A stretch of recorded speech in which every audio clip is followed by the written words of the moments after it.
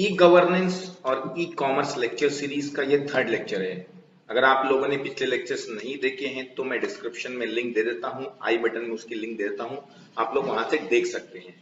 और अगर आप लोगों ने देखा है तो बहुत अच्छी बात है। चैनल पे पहली बार आए हैं तो चैनल को सब्सक्राइब जरूर कर लें, क्योंकि आने वाले दिनों में आईटी का पूरा सिलेबस मैं चैनल पे अपलोड करने वाला हूं, जिसके जरिए आप अपना आईटी सब्जेक्ट यहाँ से कवर कर सकते हैं।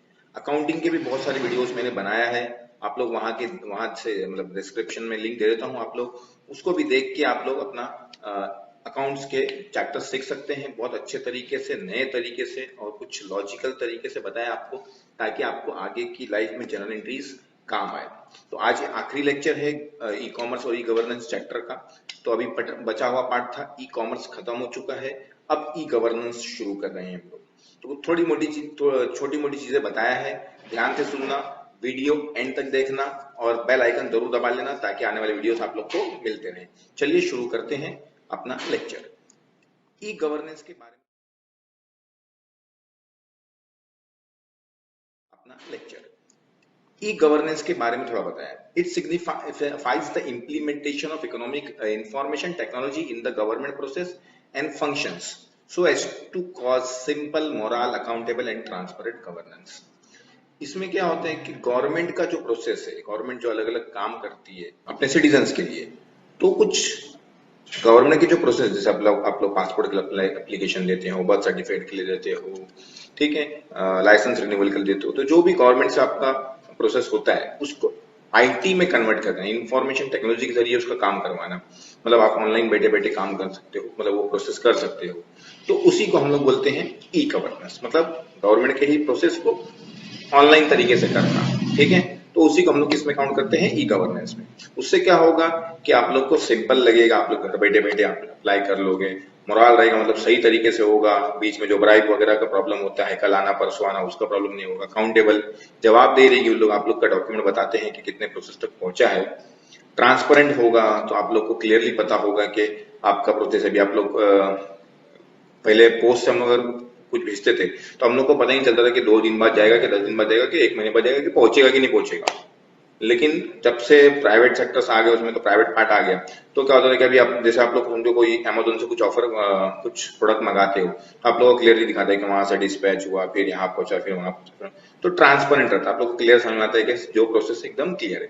तो वैसी गवर्नमेंट भी अगर ऑनलाइन चीजें करेगी तो उसपे हर स्टेप पे उसको आप लोग को बताते रहेगी कि कहाँ पे आपकी फाइल या आपने जो भी अप्लाई किया है वो किस लेवल तक पहुंचा है। उसके आगे the basic purpose of e governance is to simplify process for all. सबसे बेसिक मतलब मेन मकसद यही था ई गवर्नेंस का कि प्रोसेसेस को, जो मतलब गवर्नमेंट के प्रोसेस है अलग अलग चीजों के, वो क्या हो जाए, लोगों के लिए सिंपल हो जाए, गवर्नमेंट के लिए सिंपल हो जाए, सिटीजन्स के लिए सिंपल हो जाए, बिजनेसेस जो अलग अलग अपने लाइसेंस वगैरह रिन्यूअल कराते हैं, वो आईटी फाइल वगैरह भरते हैं, जीएसटी का जो भी फॉर्म वगैरह है वो सब भरते हैं, तो वो सिंपल हो जाए एट नेशनल, स्टेट और लोकल लेवल। नेशनल लेवल पे भी, मतलब पूरे कंट्री लेवल पे भी, स्टेट लेवल पे भी और लोकल गवर्नमेंट लेवल पे भी। Hence e governance delivers smart government. तो ई गवर्नेंस से क्या होती है, स्मार्ट गवर्नेंस। स्मार्ट गवर्नेंस में वही लिखा है जो आपने पढ़े थे ऊपर, सिंपल, मोरल, एक्सेसिबल, सबको मिलना चाहिए, रिस्पॉन्सिव, जो फटाक से रिस्पॉन्स करती है, और ट्रांसपेरेंट गवर्नमेंट, ठीक है। तो ये हम लोग को बताया है कि ई गवर्नेंस के क्या होता है। अब लिखा है कि एडवांटेजेस ऑफ ई गवर्नेंस। अब सिंपल सी बात, एडवांटेज ये है कि रिड्यूस करप्शन। अगर आपने कोई फॉर्म भरा, कुछ भरा, तो ऑनलाइन भर दिया तो किसी को कोई देने की, किसी से मिलने की कोई जरूरत ही नहीं है, ऑनलाइन ही आपका अप्लाई हो जाएगा, तो करप्शन कम हो जाएगा। ट्रांसपेरेंसी रहती है, आप लोग को बताया रहता है कि आपका प्रोसेस कहाँ कहाँ तक पहुंचा है, कितने लेवल तक आगे तक पहुंचा है। इंक्रीज कन्वीनियंस से आप लोग के लिए घर बैठे बैठे आप अप्लाई कर लो, पासपोर्ट के लिए अप्लाई कर लो, लाइसेंस के लिए अप्लाई कर लो, अपना बर्थ सर्टिफिकेट के लिए अप्लाई कर लो, डेथ सर्टिफिकेट, मैरिज सर्टिफिकेट, बहुत सारी चीजें हैं।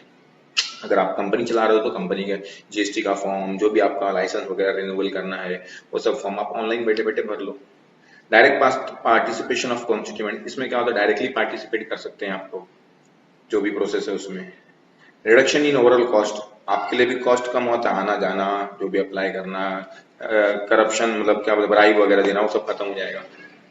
गवर्नमेंट के लिए भी कॉस्ट कम हो जाएगा, ज्यादा ऑफिसर्स वगैरह की जरूरत नहीं पड़ेगी उसको।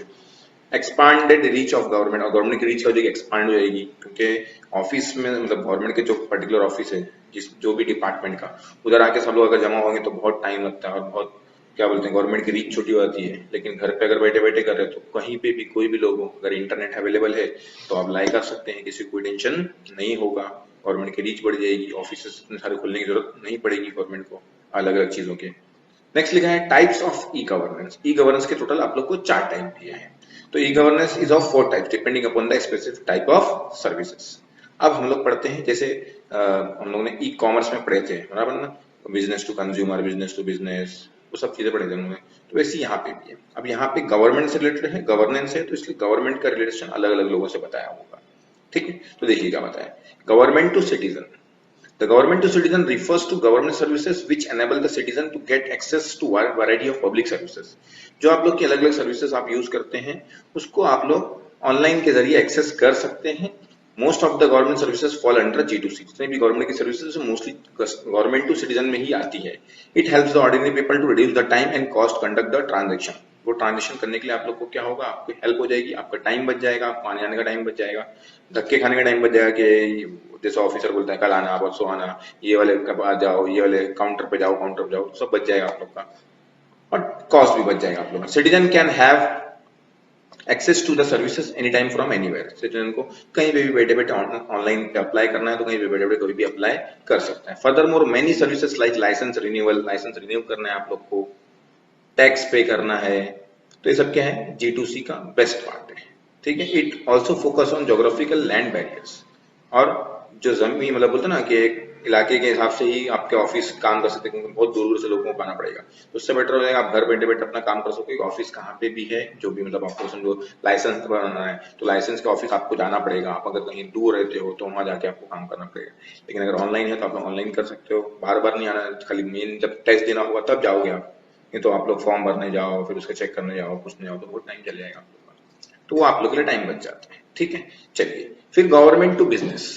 गवर्नमेंट जो अलग अलग बिजनेसेस गवर्नमेंट से ट्रांजेक्शन करते हैं, मतलब गवर्नमेंट से प्रोसेसेस कराते हैं अलग अलग, उसके लिए भी फायदेमंद हो जाएगा e governance. The government to business is the exchange of service between government and business organisation. तो सर्विसेज एक्सचेंज होती है बिजनेस और गवर्नमेंट के बीच में।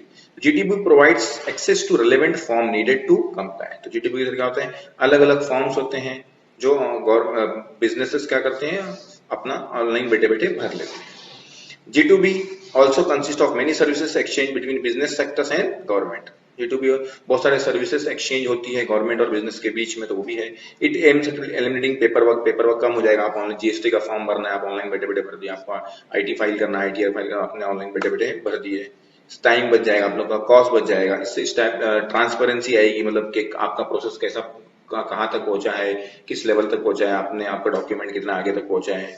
ठीक है, तो वो आपको पता चल जाता है। The business environment while interacting with the government, तो इससे क्या होगा, आप लोग की बिजनेस में आसानी हो जाएगी और ट्रांसपेरेंसी आ जाएगी, तो आप लोग समझ में आएगा कि आपने जो भी चीज के लिए अप्लाई किया है एज ए बिजनेस, तो वो आप लोग का प्रोसेस कहाँ तक पहुंचा है और कितना टाइम लग सकता है उसको, तो आप लोग को एक आइडिया आ जाएगा। तो इससे आप लोग का ट्रस्ट भी बढ़ेगा और कॉस्ट भी कम लगेगा, आप लोग को आने जाने का खर्चा नहीं लगेगा। ठीक है, नेक्स्ट गवर्नमेंट टू गवर्नमेंट। अब गवर्नमेंट टू गवर्नमेंट भी एक उसका टाइप है, क्या है देखते हैं। The government to government refers to interaction between different government departments. Government के अलग अलग डिपार्टमेंट, ऑर्गेनाइजेशन है, एजेंसी है, एक दूसरे से इंटरेक्ट करने के लिए भी ई गवर्नेंस का इस्तेमाल करती है। ठीक है, इन G2G government agency can share same database using online communication. तो क्या करते हैं, जब अगर समझो एग्जांपल किसी डिपार्टमेंट को दूसरे डिपार्टमेंट को कुछ डेटा भेजना है तो वो लोग एक ई गवर्नेंस का इस्तेमाल करते हैं। ठीक है, the government department can work together. इससे क्या होगा, गवर्नमेंट डिपार्टमेंट साथ में काम कर सकते हैं। In conclusion G2G services can be, मतलब जैसे अगर समझो एग्जांपल हमारी नगर पालिका को सेंट्रल गवर्नमेंट को कुछ डॉक्यूमेंट भेजना है, अब वो जाके और एक ऑफिसर जाएगा वहां जाकर बहुत टाइम लग जाएगा, उससे बेटर है कि हम लोग उसको क्या कर सकते हैं, ऑनलाइन जरिए भेज सकते हैं। तो ये, और वो भी एक अलग से फॉर्मेट बना होगा, अलग से सॉफ्टवेयर बना होगा, तो उसके जरिए भेज देंगे तो हम लोग का पूरा काम फटाक से हो जाएगा, जल्दी हो जाएगा। तो इसके लिए भी ई गवर्नेंस यूज होता है। G2G services can be at local level और इंटरनेशनल लेवल, लाइक बराबर ना, G2G सर्विस लोकल लेवल पे हो सकता है, इंटरनेशनल पे भी होता है। Likewise it provide safe and secure inter relationship between domestic and foreign government. Domestic governments के बीच में या फॉरेन दूसरी गवर्नमेंट के बीच में हम लोग सेफली हमारा रिलेशनशिप, अपनी डेटा को शेयर कर सकते हैं ई गवर्नेंस के जरिए। लास्ट है आप लोग का शायद गवर्नमेंट टू एम्प्लॉय। अब गवर्नमेंट के जो एम्प्लॉय होते हैं वो भी ई गवर्नेंस का इस्तेमाल करके बहुत सारी चीजें कर सकते हैं। देखिए क्या क्या है। The government to employ is the internal part of government to government sector, मतलब ये गवर्नमेंट टू गवर्नमेंट सेक्टर का ही इंटरनल पार्ट है। Furthermore G2E, government to employ aims to bring employ together and improvise knowledge sharing. इससे क्या होगा, employ साथ में आएंगे और अपनी नॉलेज को इम्प्रोवाइज कर सकते हैं, बढ़ा सकते हैं, यूज कर सकते हैं। Similarly G2A provides online facility to the employees like applying for leave. अब G2E से फायदा क्या होगा, अगर एम्प्लॉयज को लीव के लिए अप्लाई करना, छुट्टी के लिए अप्लाई करना, तो ऑनलाइन बैठे बैठे कर लेगा। Reviving salary payment record check करना तो चेक कर सकता है, रिव्यू कर सकता है उसको। And checking the balance of holidays check कर सकता है, कितने बैलेंस बचे हैं, क्या है, वो सब चीजें चेक कर सकते हैं। The G2E sector provides human resource training and development. और G2E सेक्टर में क्या होता है, ह्यूमन रिसोर्स और ट्रेनिंग वगैरह भी होती है स्टाफ की ऑनलाइन के जरिए ही। So G2E is also relationship between employees, government institution and their management. तो G2E के जरिए हम लोग क्या कर सकते हैं, अपने जो गवर्नमेंट के एम्प्लॉयज है वो दूसरे से रिलेशनशिप अच्छी कर सकते हैं, गवर्नमेंट और इंस्टीट्यूशन के बीच में और उनके मैनेजमेंट के बीच में अच्छे रिलेशनशिप स्टैब्लिश कर सकते हैं। आगे दिया some effective example of successful implementation of e governance project are e Mitra project. E Mitra project Rajasthan में लॉन्च हुआ था, इसके जरिए बहुत सारी फैसिलिटीज गवर्नमेंट ने ऑनलाइन अप्लीकेबल कराए थे। ई सेवा प्रोजेक्ट आंध्र प्रदेश में, कॉमन एंट्रेंस टेस्ट वगैरह ये सब चीजें ऑनलाइन के जरिए होने लगी। ठीक है, डू यू नो, कुछ चीजें आप लोग के बारे में दिया हुआ है। डिजिटल इंडिया आप लोग बहुत सुनते हैं, प्राइम मिनिस्टर साहब हमारे इसका बहुत यूज करते हैं अपने कैंपेन्स वगैरह में और सोशल मीडिया पे प्रमोट करने के लिए, तो वो सब उसके बारे में आपको लिखा है, वो आपको अगर पढ़ना है तो आप लोग पढ़ सकते हैं, आपके नॉलेज के लिए दिया हुआ है। ठीक है, आगे आते हैं हम लोग नेक्स्ट पार्ट पे, security measures in e commerce. क्या क्या सिक्योरिटी मेजर्स ले आते हैं ई कॉमर्स के अंदर। पहले देखो, अब सिंपल सी बात है, अगर हम लोग को कुछ डेटा भेजना है, कुछ करना है, तो कुछ ना कुछ तो सिक्योरिटी भी रहना चाहिए ना। अगर जैसे एग्जांपल मैंने यहाँ पे मेरा पासवर्ड, मेरा क्रेडिट कार्ड, डेबिट कार्ड का डिटेल, उसका सीवीवी नंबर वगैरह भेजा, तो वो सेफ भी तो होना, सेफ तो होना चाहिए। अगर मेरे को भरोसा ही नहीं है तो मैं, मतलब वो सेफ्टी का भरोसा नहीं तो मैं ऑनलाइन ट्रांजेक्शन नहीं करूंगा। तो सेफ्टी के लिए ही कुछ मेजर्स उठाए जाते हैं। कुछ आईटी की जो बड़े बड़े कंपनी है उन्होंने कुछ बनाया है कुछ उसके लिए, तो वो आप लोग अभी पढ़ना है। E commerce security refers to the principle which guide safe electronic transaction. इससे क्या होगा, आप लोग का ट्रांजेक्शन सेफली होगा। Allowing the buying and selling of goods service through internet, जिसके जरिए आप लोग आसानी से अपना ट्रांजेक्शन ऑनलाइन कर सकते हो। इंक्रिप्शन, पहले क्या लिखा है आप लोग को, इंक्रिप्शन। अगर नहीं सुना होगा आप लोग को तो मैं अभी एक्सप्लेन कर देता हूँ। Encryption is widely used as internet to protect user information being sent between a browser and server. तो ब्राउजर से हम जहाँ बैठे बैठे जैसे गूगल वगैरह यूज करते हैं, उसके बीच में, सर्वर के बीच में जब इंफॉर्मेशन सेंड होती है तो इंक्रिप्शन यूज किया जाता है। This includes password, payment information, other personal information that to be consider private. तो जैसे एग्जाम्पल मैंने पासवर्ड भेजा, मैंने कुछ पर्सनल इंफॉर्मेशन भेजा, तो वो सेम लैंग्वेज में नहीं जाएगी। समझो एग्जाम्पल मैंने यहाँ से पासवर्ड भेजा 123 याहू बराबर ना, से मेरा पासवर्ड है, तो वो सेम तरह से नहीं आएगा, वो इनक्रिप्ट होके, मतलब अलग लैंग्वेज में, नंबर वगैरह में कन्वर्ट होके वो वहां पे इंफॉर्मेशन सर्वर के पास जाएगा। दिस इंक्लूड, तो उससे क्या होगा कि वो सामने वाला बीच में किसी कोई हैक करेगा या कुछ करेगा तो उसको पढ़ नहीं सकता है कि उसके बाद वो क्या चीज है। The process consists of two process, encryption and decryption. Encryption and decryption. Encryption मतलब यहाँ से क्या बोलते हैं, अनरीडेबल लैंग्वेज में कन्वर्ट हो जाएगा। फिर वहां से जब जिसको इन्फॉर्मेशन मिलेगी, जैसे एग्जांपल आप लोग ने अपना पासवर्ड डाला, सबको डाला, तो वो आपके बैंक के पास जाता है। तो बीच में से जब जाता है वो सर्वर के पास, तो वो इनक्रिप्ट होके जाता है, मतलब अलग लैंग्वेज में जाता है। जब वो सर्वर के पास, मतलब मेन जब जहाँ पे पहुंचना है उसको, बैंक के मेन उसमें सिस्टम में, तो वहां पे वो डिक्रिप्ट होगा, मतलब वापस से वो जो लैंग्वेज में उसको पढ़ना चाहिए वो लैंग्वेज में पढ़ेगा और फिर इंफॉर्मेशन वापस सेंड करेगा कि हाँ, ऑथराइज कर देगा कि हाँ ये आदमी ने सही इंफॉर्मेशन दिया है। वो सेकंड्स में होता है, आप लोग को पता चलता है, लेकिन वो होता है। ठीक है ना, तो लिखा देखो, encryption converts plain text readable form of data into cipher text code form of data. मतलब क्या करते हैं आप लोग, जो आप लोग प्लेन टेक्स्ट नॉर्मली भेजते हो उसको एक रीडेबल फॉर्मेट रहता है, लेकिन उसको कोडेड फॉर्म में कन्वर्ट कर देता है, जो हम लोग रीड नहीं कर सकते हैं। डिस्क्रिप्शन इज एक्चुअली उसका अपोजिट है, जो रीडेबल नहीं कर सकते हैं उसको रीडेबल, मतलब अनरीडेबल फॉर्म चीज को रीडेबल में कन्वर्ट कर देता है। तो वो इंक्रिप्शन डिक्रिप्शन का काम है, बराबर है। It convert cipher text into plain, इसमें साइफर टेक्स्ट मतलब जो कोडेड टेक्स्ट रहता है उसको किसमें कन्वर्ट करता है, डिस्क्रिप्शन प्लेन टेक्स्ट में कन्वर्ट कर देता है। तो ये हो गया आप लोग का इंक्रिप्शन एंड डिक्रिप्शन। अब encryption is of two type, encryption कितना टाइप का रहता है, दो, सिमेट्रिक और एसिमेट्रिक। सिमेट्रिक का प्रॉब्लम ये है कि इसमें क्या होता है, यहाँ पे आप लोग को क्लियरली नहीं दिया है प्राइवेट की इंक्रिप्शन पब्लिक की, ऐसा नहीं है एक्चुअली। सिमेट्रिक और एसिमेट्रिक में ये प्रॉब्लम डिफरेंस है मेनली आप लोग बताया तो हमें। सिमेट्रिक में सिंगल की यूज होती है। सिंगल की मतलब जो मैंने यहाँ से डेटा भेजा, जो मैं यहाँ से डेटा भेजूंगा, वो सामने वाला सेम की से मतलब जो कन्वर्ट मैंने किया है डेटा को, डेटा मतलब जैसे एग्जाम्पल मैंने मेरा पासवर्ड वगैरह नाम वगैरह भेजा, तो कन्वर्ट करके वो अलग अनरीडेबल लैंग्वेज में कन्वर्ट होता है। तो जब वो सेम की मतलब सेम जरिए से वो कन्वर्ट हुआ और जो रीड करेगा ना उसके पास भी सेम की है, तो उसी को हम लोग बोलते हैं सिमेट्रिक। तो ये सेफ नहीं होती थोड़ी, लेकिन एसिमेट्रिक जो होती है वो सेफ होती है। इसमें दो की यूज होती है, पब्लिक की और प्राइवेट की। तो क्या होता है कि मैं यहां से अपना डेटा भेजूंगा तो एक अलग की से भेजूंगा, लेकिन वो जो रीड करेगा वो अलग की से रीड करेगा। तो उससे क्या होता है, वो सेफ्टी रहती है उसकी। उसके बारे में डिटेल अगर आप लोग पढ़ोगे तो आप लोग को ज्यादा समझ में आ सकता है, लेकिन अभी मैं डिटेल आप लोग की बुक में इतना है नहीं तो मैं भी पढ़ा नहीं रहा हूँ आपको, ठीक है। चलिए अब आते हैं, यहाँ पे देखो दिया हुआ है इंक्रिप्शन डिक्रिप्शन। इंक्रिप्शन मतलब प्लेन टेक्स्ट मैंने भेजा तो कन्वर्ट हो गया, फिर वो जिसके पास पहुंचना है उसके पास वो क्या हो जाएगा, साइफर जो टेक्स्ट कोडेड फॉर्म में था उसको वापस से वो नॉर्मल प्लेन टेक्स्ट में कन्वर्ट करेगा, रीडेबल बना देगा। तो इंक्रिप्शन और डिक्रिप्शन, ठीक है। अब लास्ट हम लोग का आता है डिजिटल सिग्नेचर, सेकंड लास्ट है। उसके बाद हम लोग डिजिटल सर्टिफिकेट में आएंगे। तो डिजिटल सिग्नेचर क्या होता है? जैसे आप लोग को पता है सिग्नेचर, जैसे आप लोग किसी डॉक्यूमेंट को साइन करते हो, लेकिन साइन करने का फायदा क्या है कि साइन करने से पता चलता है कि ये जो डॉक्यूमेंट है ये पर्टिकुलर आदमी ने ही किया है, बराबर ना। तो थोड़ी समझ में आएगा ना। जैसे एग्जाम्पल मैंने कुछ लिख के आपको भेजा, यहाँ से समझो क्लियर भेजा दूर, तो अगर मेरी उस पर सिग्नेचर नहीं होगी तो क्या पता है कि तौसीफ सर ने भेजा है कि किसी और ने भेजा है। तो उसकी ऑथेंटिसिटी के लिए क्या लगता है हमको, सिग्नेचर, बराबर ना। लेकिन अब ऑनलाइन कोई डॉक्यूमेंट हम लोग भेजेंगे तो उससे तो सिग्नेचर कर नहीं सकते, इसलिए क्या कन्वर्ट उसको उसके लिए क्या यूज किया जाता है, डिजिटल सिग्नेचर यूज किया जाता है। अगर आप लोग को डिजिटल सिग्नेचर बनवाना है तो आप लोग किसी कंपनी को अप्लाई करेंगे तो आप लोग को वो डिजिटल सिग्नेचर पेन ड्राइव में आप लोग को दे देंगे। तो आप लोग जब भी कोई डॉक्यूमेंट को ऑथोराइज करना चाहेंगे, मतलब आप लोग की साइन अटैच करना चाहेंगे, तो उसको अटैच कर देंगे तो आप लोग की सिग्नेचर आ जाएगी वहां पे। तो वो डिजिटल सिग्नेचर यूज होती है, ठीक है ना। तो digital signature is also known as electronic signature. इसका दूसरा नाम क्या है, electronic signature. A digital signature guarantee the authenticity of electronic document or message in digital communication and use encryption techniques, asymmetric cryptography to provide proof of original and unmodified documentation। इससे क्या होता है, आप लोग का डॉक्यूमेंट जो आप लोग भेजते हैं उस पर आपकी साइन रहती है, तो वो साइन को वेरीफाई करता है कौन, सामने वाला, कि ये साइन बराबर जिस आदमी ने भेजा उसकी है कि नहीं है।